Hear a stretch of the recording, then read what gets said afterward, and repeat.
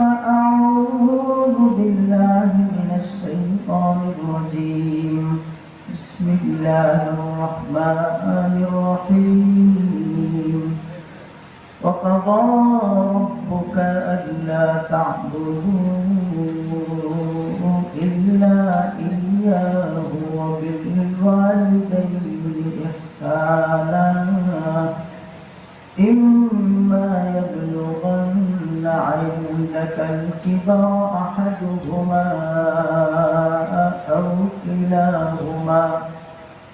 أو كلاهما فلا تقل لهما أف ولا تنهرهما وقل لهما قولا كريما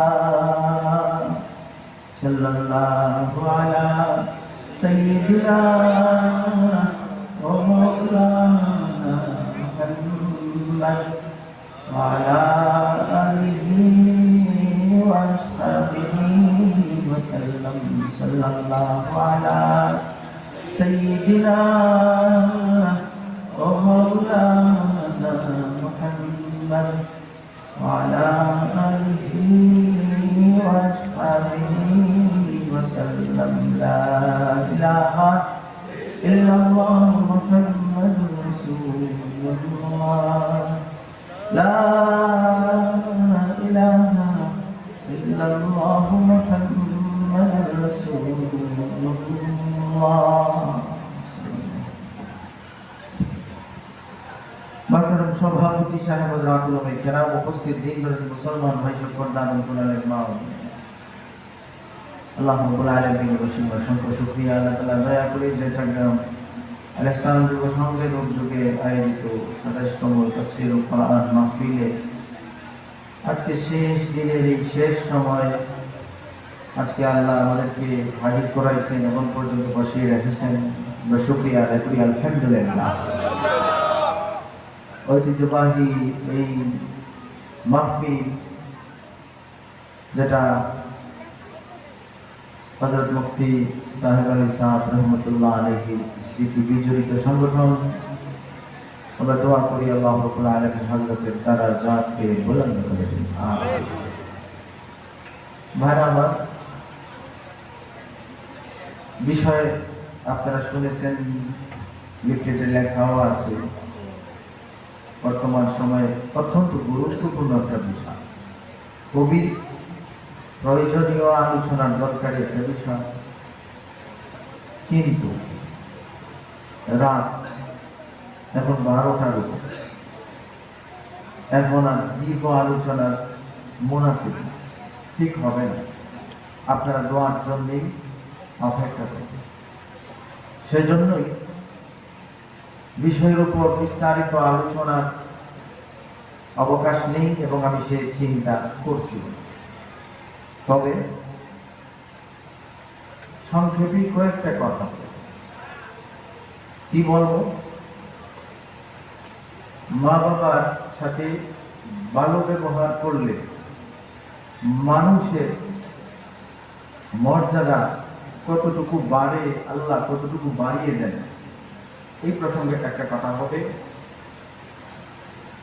মা বাবার দোয়া কত পাওয়ারফুল, কত শক্তিশালী, এই প্রসঙ্গে একটা কথা হবে। আর মা বাবা যদি বদদোয়া দিয়ে দেন তাইলে কি ঘটতে পারে, এই ব্যাপারে একটা কথা। এই তিনটা কথা বলেই শেষ হবে। আমার কথা বুঝতেছেন? তিনটা কথা। মা বাবার সাথে ভালো ব্যবহার করলে না মর্যাদা কোথায় যেতে পারে। মা বাবা যদি খুশি হয়ে কারোর জন্য দোয়া দেন, এর ফল কি হতে পারে। আর যদি আল্লাহ না করুক মা বাবা কোনো সন্তানকে বদদোয়া দিয়ে দেন কোনো কারণ, তাহলে পরিণতি কি হবে। খুবই সংক্ষেপে তিনটা কথা বলি, ইনশাআল্লাহ। তো মা বাবার খেদমত, ভালো ব্যবহার, এই ধরনের কাজে বদলা আল্লাহ কি দেন।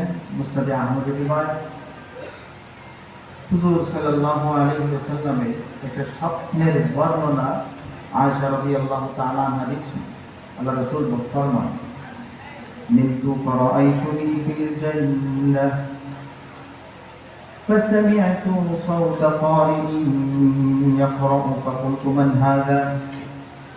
قالوا هذا حارثة بن النعمان. فقال رسول الله صلى الله عليه وسلم كذاك البر كذاك البر وكان أبر الناس بأمه.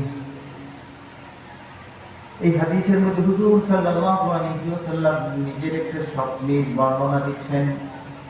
আল্লাহ রাসূল ফরমান, আমি ঘুমিয়েছি, স্বপ্নে দেখি আমি জান্নাতে। সুবহানাল্লাহ। হুজুর সাল্লাল্লাহু আলাইহি ওয়াসাল্লাম ঘুমিয়ে স্বপ্নে দেখছেন কোথায় গেছেন? বেহেশতে গেলেন। রাআইতুনি ফিল জান্নাহ فسمعت صوت قارئ يقرأ فقلت من هذا؟ قالوا هذا حارثة بن النعمان. আমি জান্নাতে একজনের তেলাওয়াতের আওয়াজ শুনতেছি, কোরআনে কারীমের তেলাওয়াত করতেছেন একজন। আমি জিজ্ঞাসা করলাম, কার তেলাওয়াতের আওয়াজ জান্নাতে বাজে? ফেরেশতারা তখন আমার এই প্রশ্নের জবাবের মধ্যে বলেন, ক্বালু হাযা হারিসাতু ইবনে নু'মান, তিনি বলেন আপনার সাহাবী হারিসা ইবনে নু'মান। দুনিয়াতে তিলাওয়াত করেন, আল্লাহ ওনার আওয়াজকে জান্নাতে বসাইতেছে। কেন এমন ঘটনা?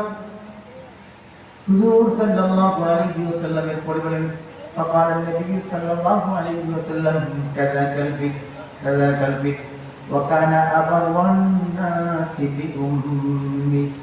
ভালো কাজের বদলা এমনই হয়, এই ভালো কাজের বদলা এমনই হয়। এই হারিসা ওনার মায়ের সাথে খুব ভালো ব্যবহার করতেন, খুব খেদমত করতেন, খুব বেশি খেয়াল রাখতেন। সেজন্য আল্লাহ রাব্বুল আলামিন ওনার তিলাওয়াতের আওয়াজ জান্নাতেও বাজাইতেছেন। মুস্তাদ আহমদের রিওয়ায়াত। মা বাবার সাথে ভালো ব্যবহারের ফল এত গুরুত্বপূর্ণ, এত বড় হয়, জান্নাহ এই সমস্ত ব্যক্তির বিষয়ে জান্নাতের মধ্যেও তাদের বিষয়ে চর্চা করলে থাকে। বলেন সুবহানাল্লাহ।